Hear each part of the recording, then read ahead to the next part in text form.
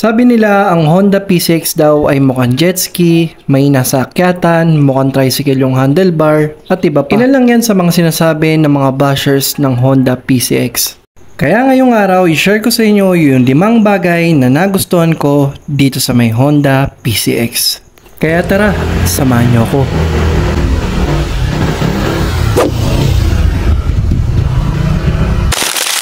Alright guys, gusto ko lang share sa inyo yung 5 bagay na nagustuhan ko dito sa may Honda PCX 160. Personally mga tol, ang ginagamit ko talaga is itong Yamaha NMAX natin.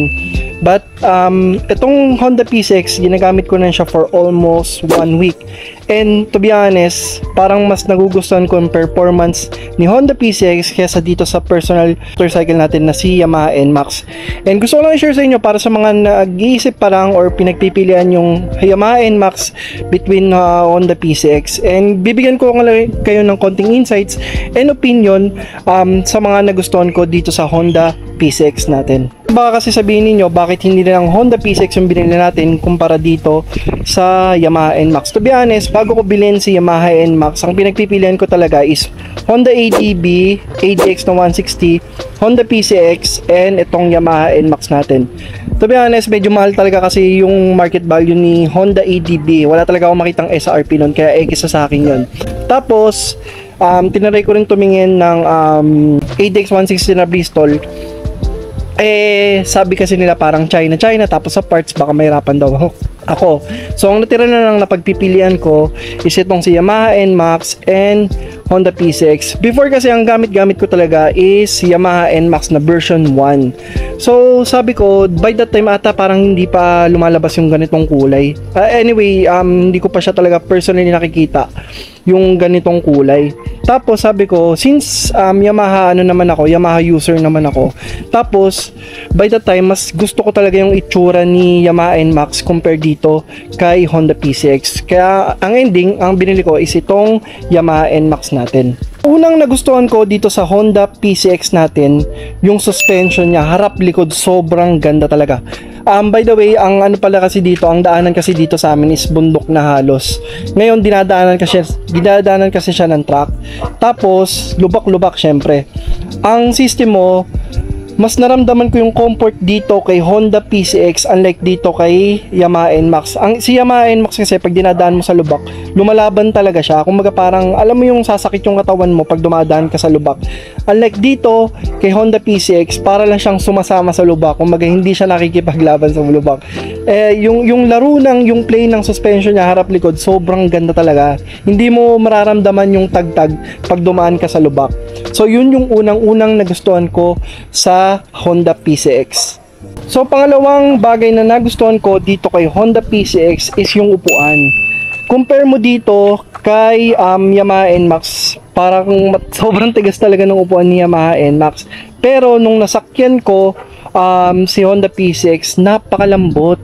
Kung magagaling ako from Batangas papunta dito sa may San Mateo, hindi ko naramdaman yung tigas ng upuan. Kung sobrang lambot talaga niya, unlike kay Yamaha NMAX, matigas talaga.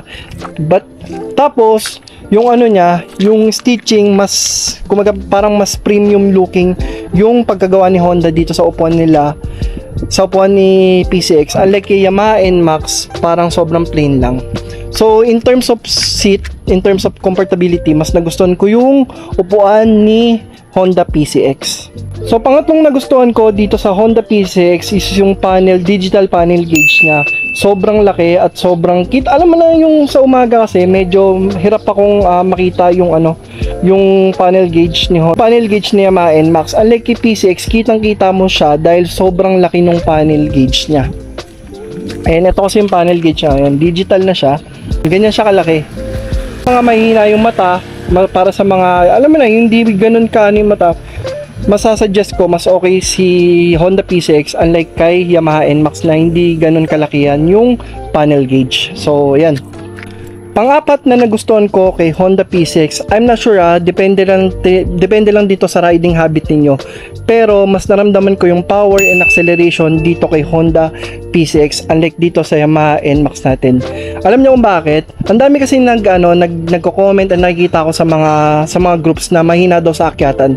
Ngayon, tinaray ko siya sa akyatan with OBR, with my OBR.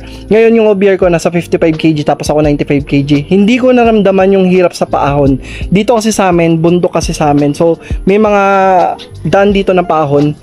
Never kong na-experience yung hirap niyang humatak.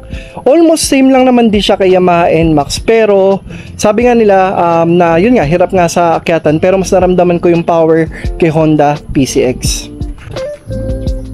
So panglimang bagay na nagustuhan ko dito sa Honda PCX natin is yung gas consumption.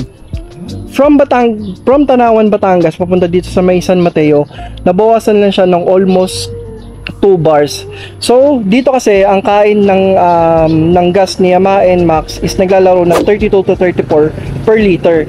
And dito kay Honda P6, nung kinumpute ko, sabi kasi ng Honda parang kaya niyang maglaro hanggang 45 kilometers per liter. Pero nung kinumpute ko, pumalo siya ng 38 to 40 ata per liter. So, kung sa tipiran, mas matipid talaga itong si Honda PCX. Okay, in terms of price naman pala, pag-usapan natin, mas mura itong si Honda PCX. Kasi sa Honda PCX, yung CBS version niya is makakuha ka ng 131,900. Tapos yung ABS version niya is makakuha ka ng 149,900. Unlike dito kay Yamaha, parang nasa 152 to 153. Parang ganun naglalaro. But, ang pagbabasihan mo dyan is yung ABS. Kasi si Honda PCX, ang ABS lang niya is harap lang. But, nag-combine sila naglagay din sila ng HSTC. Tapos, dito naman kay kay Yamaha NMAX is meron siyang ABS harap likod plus TCS. So, in terms of safety, to be honest, medyo parehas lang naman din talaga sila. But sa price, depende lang din sa'yo kung magkano talaga yung budget mo. And kung gusto mo talaga yung pinaka-safety, depende rin talaga sa'yo. Pero, masasabi ko lang is parehas naman din talaga silang may ABS and mga safety features itong dalawang motor na to. And abangan nyo pala yung full review natin dito sa may Honda PCX. Gagawin ko siya ng full review. Actually, itong Yamaha NMAX natin hindi ko pa nagagawan. But unahin na lang din natin itong Honda PCX natin na gawan ng full review. Abangan nyo yan. And sa totoo lang mga tol, ito lang naman sa opinion dahil nagamit ko sila parehas. Depende pa rin yan sa riding habit nyo or sa preference nyo or kung ano yung mga magiging opinion nyo pag nakagamit na kayo ng dalawang ito. Yun nga, syempre depende pa rin yan kung ano talaga yung magugustuhan mong motor pag nagamit mo na yung dalawa. But ito, this is just based in my experience, based lang sa experience ko and sa paggamit ko sa dalawang motor na to. Yun lang naman yung nakita kong comparison between the two motorcycle. But anyway, gagawin din natin siya ng full review para makita niyo rin yung mga dislikes na or yung mga hindi ko nagustuhan dito sa Honda PCX natin. So yun lang, para sa mga nag-iisip, para sa mga namimili pa rin hanggang ngayon, itong Yamaha NMAX and itong Honda PCX, kumaga parang binigyan ko lang ngayon ng konting insights kung ano yung mga naging experience ko sa dalawang motor na to. And nga pala mga tol, share ko lang, may nilabas na pala akong video regarding dito sa Carper Ride na 7 inches sa monitor navigation para dito kay Yamaha NMAX. Para sa mga gusto mag-checkout, nandun yung link sa mismong video at may discount tayo ng $50 para sa mag-checkout dito pag ginamit yung code natin. So yung full review netong navigation natin para sa NMAX natin, panoorin nyo na lang dun sa yung video natin dito sa may YouTube channel natin.